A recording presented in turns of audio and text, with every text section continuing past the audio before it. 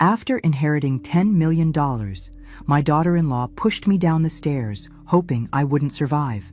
My son lied to the police, saying I fell accidentally. When they returned to finish their plan, who they found sitting beside my bed made them freeze in terror. If you're watching this, subscribe and let me know where you're watching from. I'm Eleanor Davidson, 68 years old, and 2 weeks ago I was supposedly the luckiest woman in America. My late brother Harold had surprised everyone by leaving me his entire fortune when he passed. $10 million, just like that. I should have known that kind of money would bring out the worst in people, especially in my own family. But let me back up to how this nightmare began. It started 3 days after the lawyer's visit, when Jessica, my daughter-in-law, suggested I move in with them temporarily while we figured out the inheritance details. She was all smiles and concerned touches on my arm. "Mom Eleanor," she said in that sugary voice she uses when she wants something, "it just makes sense. We can take care of you, and you can take care of us." My son Michael nodded eagerly from across their granite kitchen island. "It's perfect, Mom. We'll be one big happy family." The way his eyes gleamed when he said it should have been my first warning. I'd raised Michael to be better than this. His father, Tom, and I had taught him about integrity, about earning what you get. But somewhere along the way, Jessica's influence had twisted him into someone I barely recognized. Someone who saw his mother's inheritance as his personal windfall. The first week went smoothly enough. Jessica cooked my favorite meals. Michael called me every morning to check how I slept. They were performing for me, putting on quite the show. I almost felt guilty for the suspicious thoughts creeping into my mind. Almost. Then came the papers. Michael spread them across the dining room table with the confidence of a lawyer, though he'd never finished college. "Mom, we need to talk about estate planning. Jessica's been researching tax implications." I looked at the documents, my reading glasses perched on my nose. Power of attorney forms, healthcare directives, and buried in the middle, transfer agreements that would essentially hand over control of my inheritance to them for management purposes. "This seems awfully complicated," I said, setting down my coffee cup. "Maybe I should have my own lawyer review these." The temperature in the room dropped 10 degrees. Jessica's smile became strained. "Oh, Mom Eleanor, that would just slow everything down. We're family. You can trust us." Trust. That word tasted bitter in my mouth as I remembered how eagerly they'd welcomed me into their home. How quickly they'd cleared out their guest room, pushing aside years of accumulated junk to make space for their newfound golden goose. "I'll think about it," I said, folding the papers carefully. That night, I heard them arguing in hushed tones through the thin walls. Jessica's voice sharp with frustration. Michael's defensive. I couldn't make out all the words, but I caught enough. Stubborn old woman, and "we need that money now, and she won't live forever anyway." My blood ran cold. This wasn't about taking care of me. This was about taking everything from me. The next morning, Jessica was all sunshine and coffee, as if I hadn't heard her plotting my demise 12 hours earlier. "Good morning, Mom Eleanor. How did you sleep?" she chirped, sliding a plate of perfectly arranged fruit in front of me. "Like a baby," I replied, watching her face for any tells. In my 30 years as a high school principal, I'd gotten pretty good at spotting liars. Jessica was amateur hour compared to the teenagers I'd dealt with. "Wonderful. Michael and I were just discussing those papers from yesterday. We really think it would be best to get everything settled quickly, for your peace of mind." Peace of mind. Right. The only thing giving me peace of mind was the fact that I hadn't signed a single document yet. Michael appeared in the doorway, fully dressed for work at 7 a.m., unusual for someone who typically rolled out of bed at 8:30. "Hey, Mom, I took the liberty of calling that lawyer friend of mine, Marcus Webb. He can see you this afternoon to go over everything." I raised an eyebrow. Marcus Webb was Jessica's cousin, a fact they seemed to be conveniently omitting. How thoughtful. But I already have a lawyer. Harold's attorney, Mr. Patterson, has been handling everything beautifully. Jessica's coffee cup clattered against the saucer. "Oh, but Mom Eleanor, Mr. Patterson specializes in estate law. You need someone who understands financial planning. Tax implications, family trusts." "Family trusts?" I interrupted. "When did we start talking about family trusts?" Michael jumped in quickly. "It's just an option, Mom. To protect your assets, to make sure the family is taken care of if anything happens to you. If anything happens to you. The way he said it, so casually, made my skin crawl, like they were already planning my funeral. I stood up from the breakfast table, suddenly needing space. I think I'll take a walk around the neighborhood, clear my head. Oh, be careful, Mom Eleanor, Jessica called after me. Some of these sidewalks are uneven. We wouldn't want you to fall. As I walked down their pristine suburban street, I called Mr. Patterson from my cell phone. Eleanor, how are you settling in with the inheritance? That's what I wanted to discuss. Michael and Jessica are pushing for me to sign some documents. Power of attorney, financial transfers.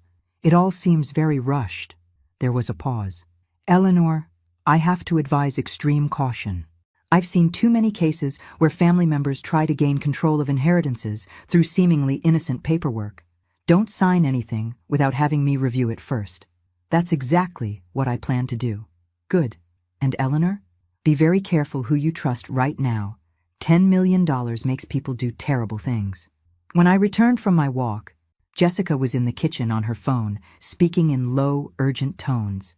She quickly hung up when she saw me. Who was that, dear? Oh, just my sister. Boring family stuff. But her hands were shaking slightly as she put the phone down. That afternoon, they both conveniently had appointments, leaving me alone in the house for the first time since I'd arrived. I used the opportunity to do some investigating of my own. Their home office was unlocked, and I found files that made my stomach turn. Credit card statements showing massive debt, late payment notices, and most disturbing of all, printed articles about inheritance law, specifically focusing on mental competency challenges and the easiest ways to gain power of attorney over elderly relatives. They weren't just planning to take my money. They were planning to have me declared incompetent if I didn't cooperate willingly. Armed with this knowledge, I spent the next few days playing the role of the trusting mother-in-law while secretly preparing my defense. I called Mr. Patterson and scheduled a full mental competency evaluation with a geriatric psychiatrist. I also arranged for a security deposit box at a different bank, where I could store important documents away from prying eyes. But Jessica and Michael were growing impatient. The pressure was mounting daily. Mom, we really need to move forward with the financial planning, Michael said over dinner. Every day we wait costs us money in potential tax liabilities. Us? I asked sweetly. I wasn't aware you had any tax liabilities related to my inheritance. Jessica jumped in with her practiced laugh. Oh, you know what he means. Family finances affect everyone. We're all in this together. I smiled and nodded, playing my part. Of course, dear. I understand completely. But I was done playing games. That night, I called Harold's longtime housekeeper, Maria Santos. Harold had mentioned her in his will, leaving her a generous pension. If anyone knew the real story behind Harold's fortune, it would be her. Mrs. Davidson, I'm so sorry for your loss, Maria said when she answered. Mr. Harold spoke of you often. He was so excited about leaving you everything. Maria, can I ask you something confidential? Did Harold ever mention being concerned about family members trying to take advantage of the inheritance? There was a long pause. Mrs. Davidson, Mr. Harold was very specific about his wishes. He left everything to you because he trusted you. He said his nephews had already shown their true colors by trying to borrow money from him repeatedly. He didn't want them to get a single penny. My blood ran cold. Harold's nephews, Jessica's brothers. He was especially worried about pressure tactics, Mrs. Davidson. He made me promise to tell you that if anyone tried to rush you into financial decisions, you should run the other way. The puzzle pieces were falling into place. This wasn't just Michael and Jessica's scheme. This was a family conspiracy, and I was the target. The next morning at breakfast, Jessica seemed unusually nervous. She kept checking her phone and glancing toward the window. Expecting someone? I asked innocently. Oh no, just waiting for a delivery. But she wouldn't meet my eyes. Michael had already left for work, claiming an early meeting. The house felt different, charged with anticipation, like something was about to happen.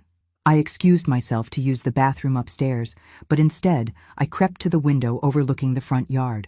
A dark sedan was parked across the street. 2 men inside. They'd been there for an hour. My heart started racing. This was it. Whatever they had planned was happening today. I quickly called Mr. Patterson. I need you to come to Michael's house immediately. Something's about to happen. Eleanor, what's wrong? I think they're planning to have me declared incompetent today. There are men outside, and Jessica's acting very strange. I'm calling the police and heading over now.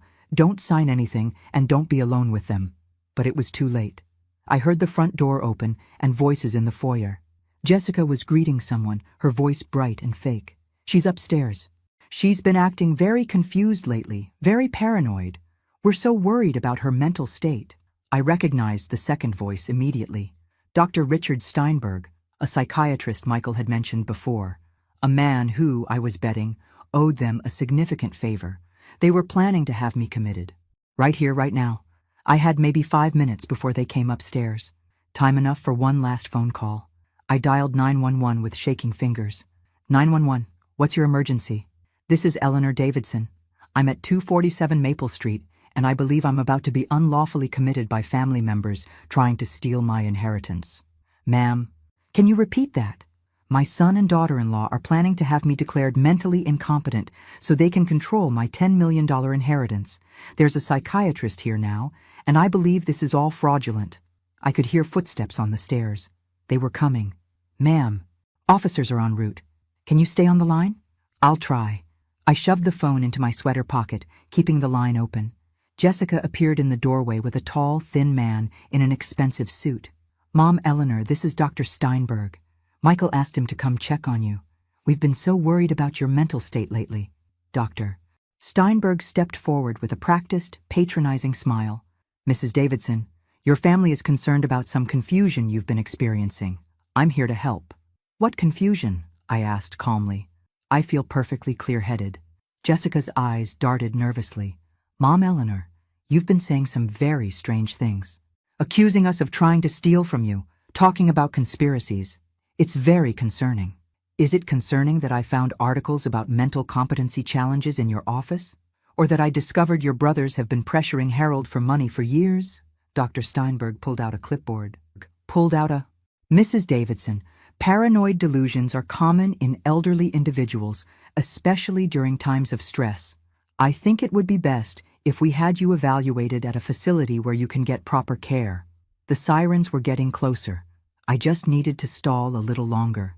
Doctor, before we proceed, I'd like to see your credentials, and I'd like to call my own physician for a second opinion. That won't be necessary, Jessica interjected quickly. We've already made arrangements. Arrangements for what exactly? Dr. Steinberg opened his briefcase and pulled out commitment papers. Mrs. Davidson, we have a 72-hour psychiatric hold for your own safety. The sirens were right outside now. Jessica's face went white as she ran to the window. There are police cars outside, she said, her voice rising in panic. I smiled sweetly. Oh yes, I called them. You see, I'm not as confused as you thought. The front door burst open, and I heard heavy footsteps on the stairs. 2 officers appeared in the doorway, followed closely by Mr. Patterson. Mrs. Davidson, are you all right? The first officer asked. I'm perfectly fine, officer, but I believe these people were attempting to have me unlawfully committed in order to gain control of my inheritance. Doctor. Steinberg tried to maintain his composure. Officers, this woman is clearly delusional. She needs psychiatric care. Mr. Patterson stepped forward with his briefcase. Officer, I'm Mrs. Davidson's attorney. She recently passed a comprehensive mental competency evaluation with flying colors. Any attempt to have her committed without proper legal procedures would be fraudulent. Jessica started crying. We were just trying to help her. She's been so paranoid, so confused. Confused enough to call 911 when I suspected fraudulent activity? I asked. Confused enough to hire a lawyer and get a psychiatric evaluation? I'd say my judgment is pretty sound. The second officer was examining the commitment papers. Dr. Steinberg, these forms haven't been properly filed with the court. This appears to be an illegal detention attempt. Michael chose that moment to come running up the stairs, still in his work clothes, but clearly panicked. What's going on? Jessica called me saying there were police cars. He stopped dead when he saw the scene. His face went from confusion to realization to pure panic in about 3 seconds. Michael, I said calmly, I believe you and your wife need to explain to these officers why you thought it was appropriate to try to have me committed. That's when Jessica completely lost it. She's ruining everything. We need that money. Do you know how much debt we're in? Do you know what this inheritance could do for our family? And there it was, the truth, finally out in the open. The police spent the next 2 hours taking statements and examining evidence. Dr. Steinberg, it turned out, was under investigation by the medical board for questionable practices and shouldn't have been conducting evaluations. The commitment papers he'd brought were blank forms, not legally filed documents. Michael and Jessica were arrested for attempted fraud and unlawful detention. As they were led away in handcuffs, Jessica was still crying about how they'd only been trying to help me. Help themselves to my bank account, I muttered to Mr. Patterson as we watched the police cars drive away. Eleanor, you handled this brilliantly. Most people would have been fooled by their scheme. 30 years of dealing with manipulative teenagers taught me a few things about spotting lies. But as I stood in their empty house, surrounded by evidence of their greed and deception, I felt more sad than victorious. This was my son, the little boy I'd taught to ride a bike and helped with homework. Somewhere along the way, I'd lost him to greed and desperation. Mr. Patterson drove me to a hotel for the night while we figured out my next steps. In the quiet of the hotel room, I finally let myself feel the full weight of what had happened. My own family had tried to steal everything from me and have me locked away when I resisted. The next morning brought a call from Michael's lawyer. He wanted to make a deal. Mrs. Davidson, my clients are prepared to plead guilty to lesser charges in exchange for family reunification therapy and a promise not to pursue the inheritance. I almost laughed. A promise not to pursue my own inheritance? How generous of them. They're still your family, Mrs. Davidson. Surely there's room for forgiveness. There's room for many things, I replied. Forgiveness may come eventually. Trust, however, is gone forever. I hung up and called Maria Santos. Maria, I want to see Harold's house. I think it's time I understood exactly what he left me. Harold's estate was magnificent. A sprawling Victorian mansion overlooking the ocean, with gardens that looked like something from a magazine. Maria gave me a complete tour, showing me rooms filled with antiques, a library with first edition books, and a wine cellar that probably cost more than most people's houses. Mr. Harold was very specific about this place, Maria explained as we stood on the wraparound porch. He said it should be a sanctuary for you, somewhere you could live in peace without anyone trying to take advantage of you. He knew this would happen, didn't he? He hoped it wouldn't, but yes, he was prepared for it. That's why he set up the inheritance the way he did. The money comes with certain protections built in. That afternoon, Mr. Patterson explained those protections. Harold had been smarter than I'd realized. The inheritance included not just the $10 million, but also stipulations that prevented anyone from pressuring me to share it. Any family member who attempted to defraud or manipulate me would be permanently cut off from any future considerations. He essentially made it legally impossible for them to benefit from any pressure tactics, Mr. Patterson explained. The more they push, the more they lose. I spent that night in Harold's house, my house now, walking through rooms that felt both foreign and welcoming. In his study, I found a letter he'd left specifically for me. Dear Eleanor, it began, if you're reading this, then you've likely discovered that money brings out both the best and worst in people. I hope your family proved me wrong, but if they didn't, please know that this house and this money are meant to give you freedom, not burden you with obligations to others. Live your life for yourself. You've earned it. I folded the letter carefully and tucked it into my purse. Harold had given me more than money.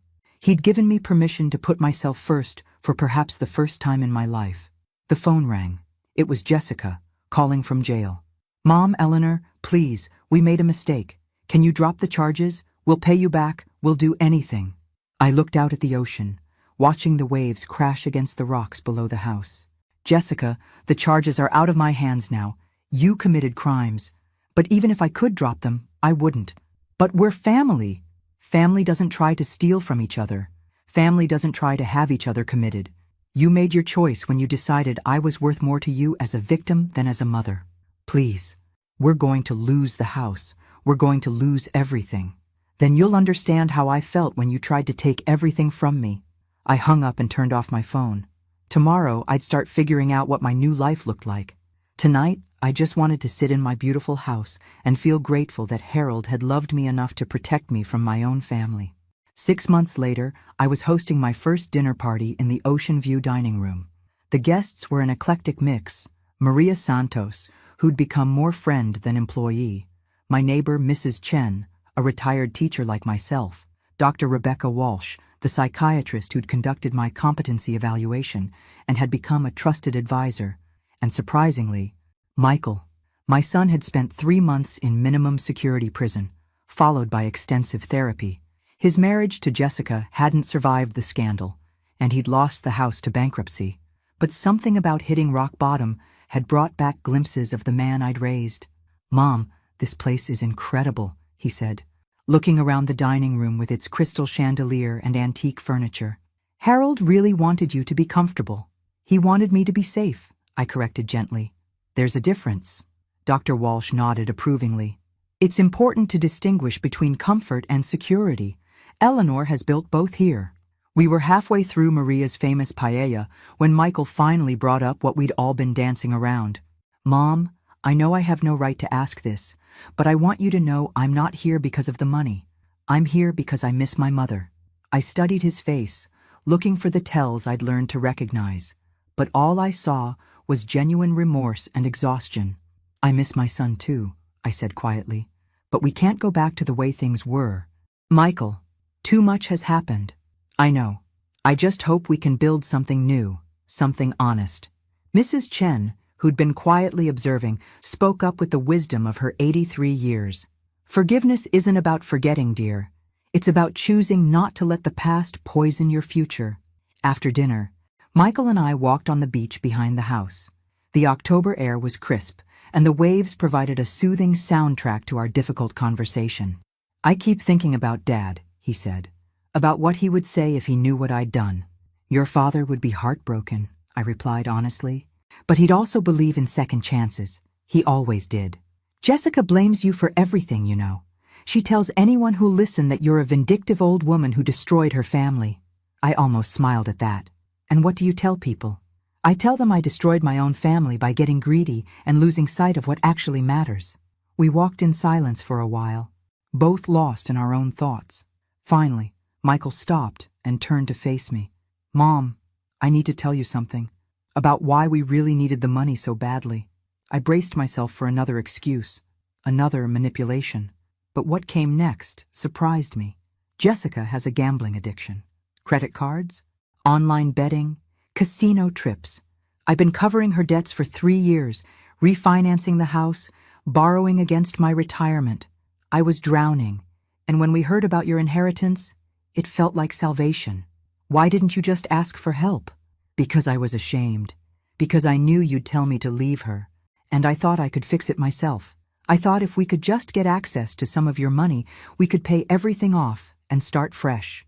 I felt a familiar pang of maternal concern, followed immediately by anger at how he'd chosen to handle his problems. "So instead of asking for help, you decided to steal from me and have me committed." I know how it sounds. I know how wrong it was, but I wasn't thinking clearly. I was desperate, and Jessica kept saying you'd never miss the money, that you'd understand once we explained everything. "Michael, if you'd come to me honestly, explained the situation, asked for help with Jessica's addiction, I would have helped you. Not with millions of dollars, but with real solutions. Therapy, legal advice, financial planning." He nodded miserably. "I know that now. But Jessica said you'd just judge us, that you'd never approve of her anyway." "I didn't approve of her because I saw how she was changing you. But I would have supported you if you'd asked for support instead of trying to take everything from me." As we walked back toward the house, I felt something shifting in my chest. Not forgiveness exactly, but the possibility of it. Michael had made terrible choices, but they'd come from desperation and poor judgment, not pure greed.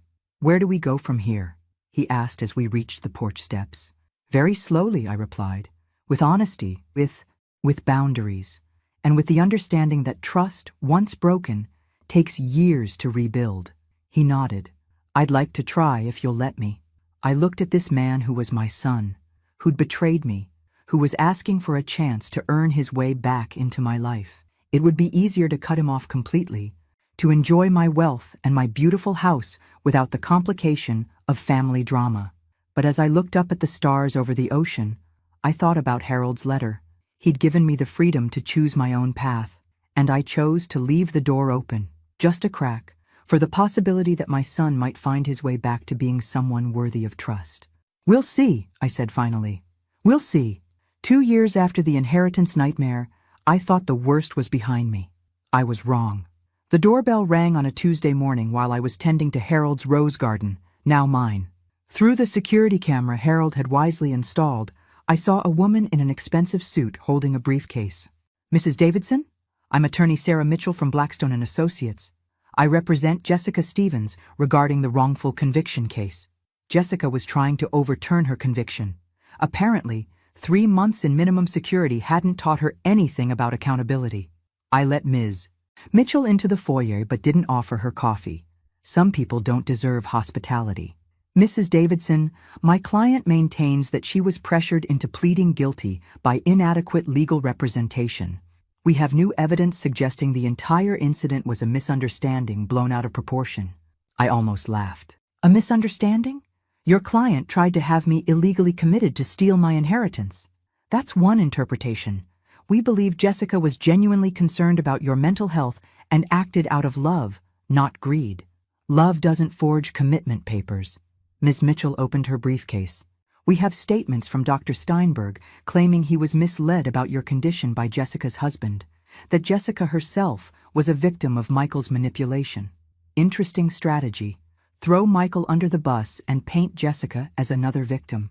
Dr. Steinberg lost his medical license 6 months after our incident for conducting unauthorized psychiatric evaluations. His statements aren't exactly credible. Nevertheless, we're prepared to file an appeal. However, Jessica would prefer to resolve this privately. She's willing to publicly apologize and accept responsibility for her part in the misunderstanding in exchange for your support in overturning her conviction." The audacity was breathtaking. She wanted me to help clear her record after she'd tried to destroy my life. What exactly would I get out of this arrangement? Family reconciliation, peace of mind, the knowledge that you've helped a young woman learn from her mistakes. I walked to the window overlooking the ocean, buying time to process this latest manipulation attempt. Jessica hadn't learned anything except new ways to avoid consequences. "Ms. Mitchell, please tell your client that I wouldn't help her if she was drowning in my swimming pool. Good day." After the lawyer left, I called Mr. Patterson. "They're appealing the conviction and want my help overturning it." "Absolutely not. Eleanor, Jessica's conviction stands as protection for you. If it gets overturned, it sets a precedent that family members can attempt financial fraud without real consequences." That evening, Michael called. "Mom, did someone from Jessica's legal team contact you?" "They did. I told them exactly what they could do with their appeal." "Good." "Jessica called me asking if I'd support her appeal. She actually thought I might help her after she blamed everything on me during the divorce proceedings. Are you tempted?" "Hell no. Sorry, Mom, but absolutely not. Jessica made her choices. She can live with the consequences." I was proud of him for that response. His therapy was clearly working. 3 months later, the appeal was denied.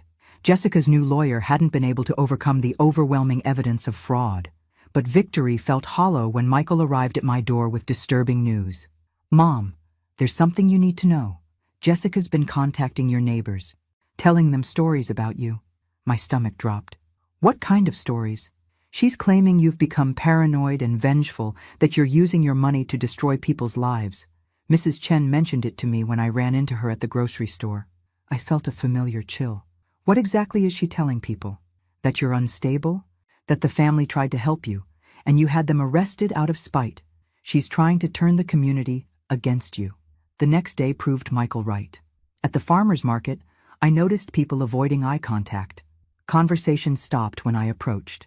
Mrs. Chen was notably absent from her usual vegetable stand. I decided to confront this head on. I drove to Mrs. Chen's house and knocked on her door. "Eleanor," she said, her usual warm greeting replaced by cautious politeness. "May I come in? I think we need to talk." She hesitated, then stepped aside. "I suppose we should." In her living room, surrounded by family photos and the scent of jasmine tea, I faced my friend directly.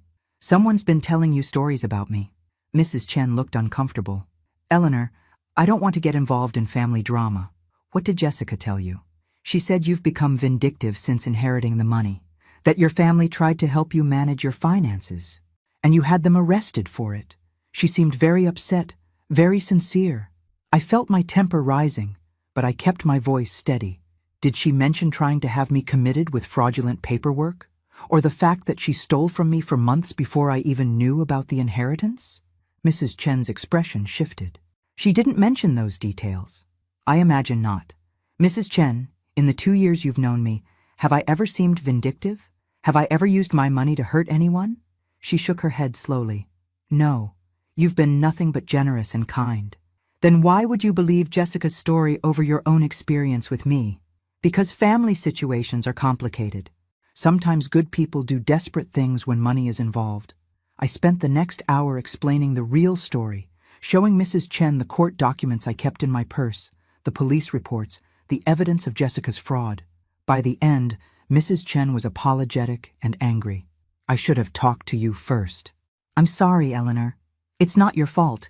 Jessica's very convincing when she wants to be. But the damage was spreading. Over the next week, I learned Jessica had contacted half the neighborhood, spinning her tale of victimization. Some people believed her, others reserved judgment. A few, thankfully, dismissed her entirely. The situation reached a breaking point when I found graffiti on my garden gate. Rich witch. That's when I decided Jessica needed to learn about consequences in a more permanent way. I called my private investigator, a woman named Patricia Stone, whom Mr. Patterson had recommended for background checks on potential household staff. I explained the situation and asked her to compile a complete dossier on Jessica's activities since her release from prison. I want to know everywhere she's been, everyone she's talked to, and every lie she's told. Patricia's report was enlightening. Jessica hadn't just been spreading lies about me. She'd been running a more comprehensive con game. She was telling potential employers that her conviction was based on false charges brought by a vindictive mother-in-law. She'd convinced a local charity that she was a victim of elder abuse who needed financial assistance. Most disturbing, she'd been dating a widower named Frank Morrison, telling him she was a nurse who'd been wrongfully accused of patient abuse by a difficult family. Eleanor, Patricia said as she handed me the file, this woman is a habitual liar. She's not just trying to rehabilitate her image. She's actively defrauding people. Frank Morrison was 74, recently widowed, and according to Patricia's research, quite wealthy. Jessica was playing the long game again, looking for her next mark. I made a decision that some might call vindictive. I prefer to think of it as protective. I arranged to accidentally encounter Frank at the coffee shop where Patricia had observed him and Jessica meeting. It wasn't hard to strike up a conversation. He was lonely, eager to talk, and I was a sympathetic fellow widow. I'm actually seeing someone new, he mentioned after we'd chatted for 20 minutes. A lovely woman named Jessica. She's been through such a difficult time. Oh, how wonderful! What's her last name? Stevens. Jessica Stevens. She's a nurse. Very caring. I kept my expression neutral. That's nice. How did you meet? At a grief support group. She lost her husband in a terrible accident, and then her mother-in-law made false accusations against her. She had to go through a legal nightmare, but she's so brave about it. The lies were even more elaborate than I'd expected. A dead husband now, grief support groups, false accusations. Jessica had reinvented herself completely. Frank, this might sound strange, but I think you should be very careful. There have been cases of people targeting widowers with false stories. He looked skeptical. Jessica's not like that. She's genuine. I made a difficult decision. Frank, I need to tell you something, and you're not going to want to hear it. I explained everything. Who I was, who Jessica really was, the court records, the fraud conviction. Frank's face went from disbelief to anger to crushing disappointment. You're sure about this? I have documentation. Police reports, court transcripts, everything. He was quiet for a long moment. She was going to move in with me next month. I was going to add her to my bank accounts so she could help manage my finances. My blood ran cold. Frank, please tell me you haven't given her any money yet. Just small amounts. A few hundred here and there for her therapy, for legal bills to clear her record. Jessica was already working him, just like she'd worked me and Michael. What are you going to do? I asked. I'm going to confront her, tonight. Frank, please be careful. Don't do it alone. Have a friend present, or do it in a public place. That evening, Frank called me. She denied everything at first, called you a vindictive liar, but when I showed her the court documents you gave me, she broke down and confessed. She said she was desperate, that she needed money for her family. What family? Her marriage to my son ended 2 years ago. Her parents, apparently, they're in debt because of legal bills from her case. Even in confession, Jessica couldn't tell the complete truth. Are you pressing charges? I don't know. She only took about $800, but Eleanor, what scares me is how completely I believed her. If you hadn't warned me, I would have signed over access to my entire retirement account. Frank decided not to press charges, but he did file a report with the police documenting Jessica's fraud attempt. It was enough to trigger a violation of her probation terms. 2 days later, I got a call from Detective Morrison, no relation to Frank, who'd handled the original case. Mrs. Davidson, Jessica Stevens has been arrested for probation violation and new fraud charges based on Mr. Morrison's complaint.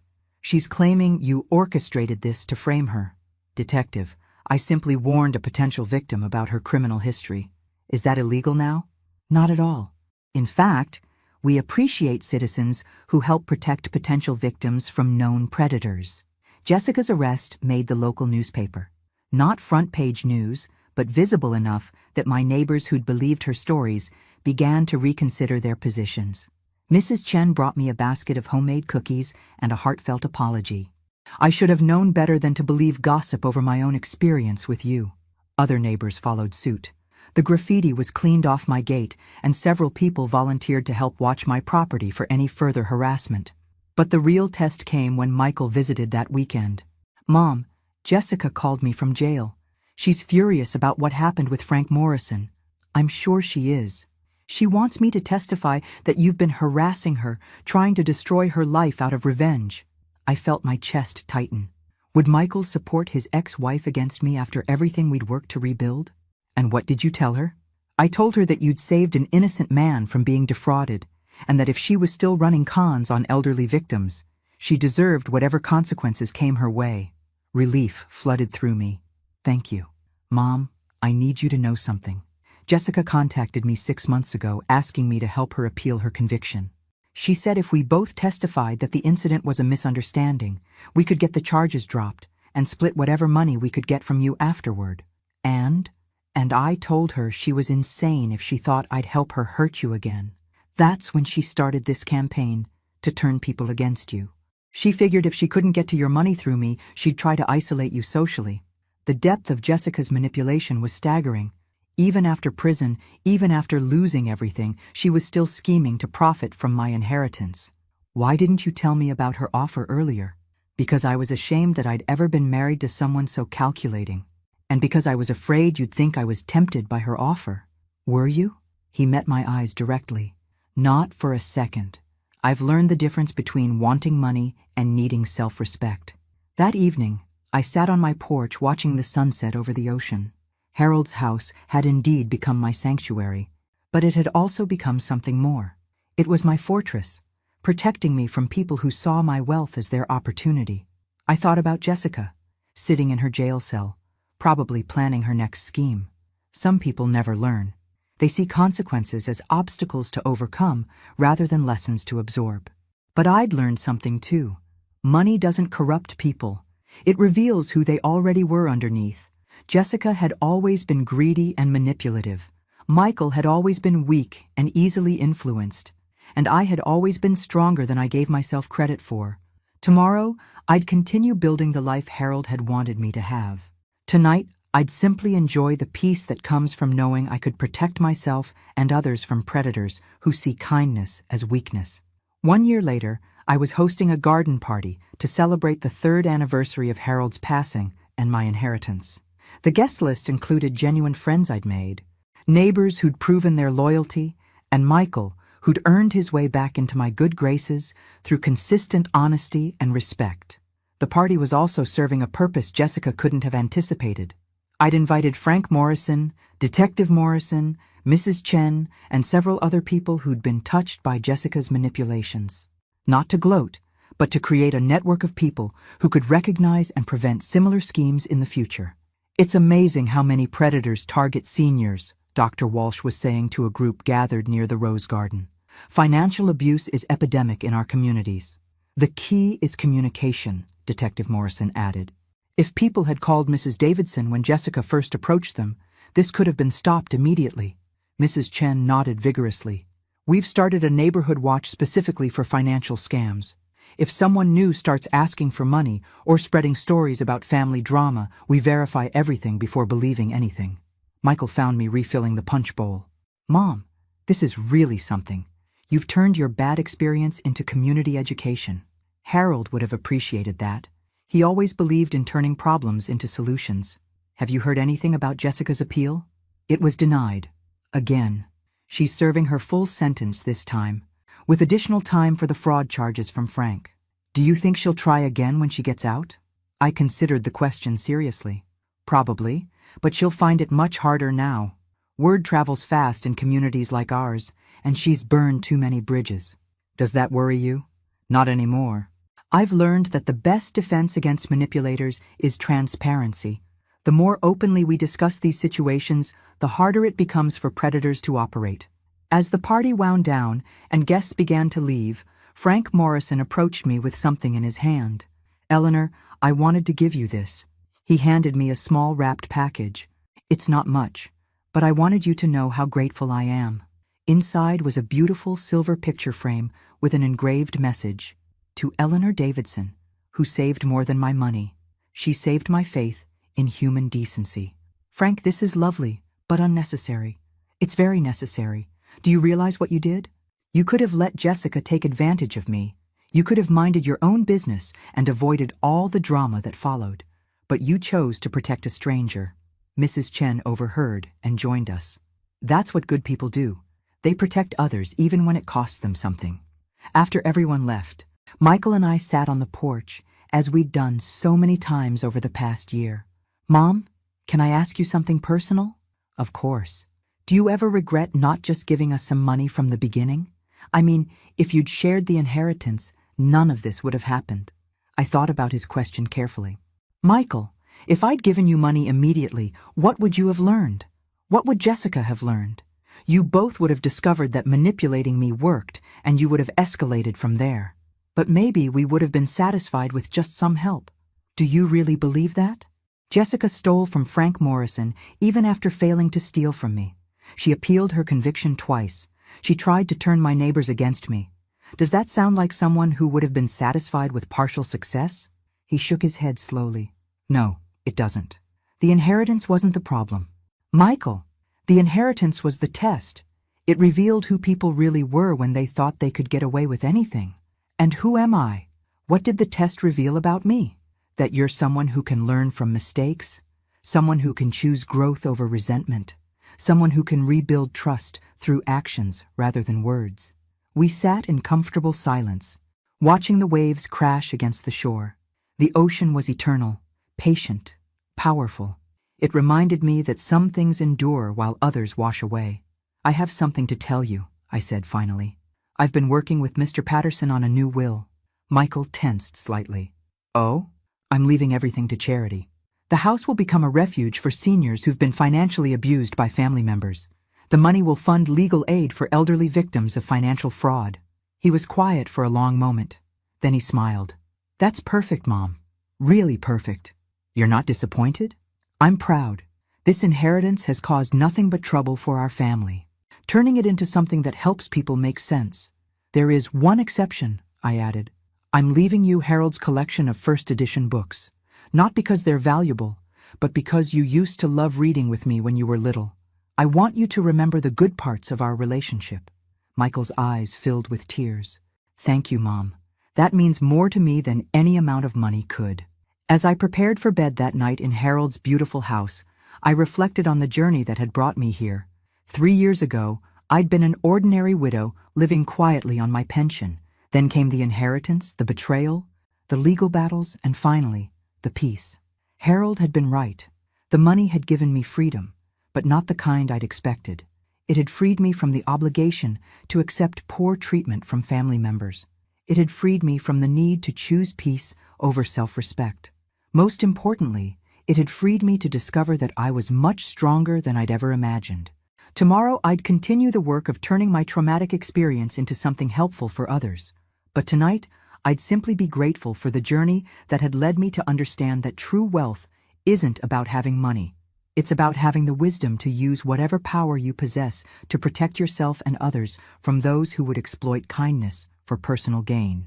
The inheritance had tested everyone in my life. Some had failed spectacularly. Others had surprised me with their integrity. But the person who'd learned the most was me.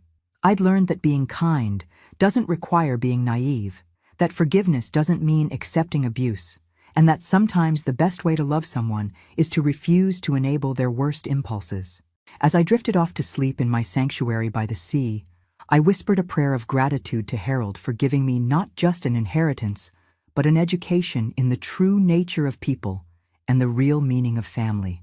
Money had revealed who everyone truly was, and I'd finally learned to trust what I saw rather than what I hoped to see. The woman who'd been pushed down the stairs by her daughter-in-law was gone forever. In her place was someone stronger, wiser, and infinitely more careful about who she allowed into her circle of trust. The inheritance had cost me a son and gained me a community. It had cost me illusions and gained me truth. And in the end, that had been the most valuable gift of all. Thanks for listening. Don't forget to subscribe and feel free to share your story in the comments. Your voice matters.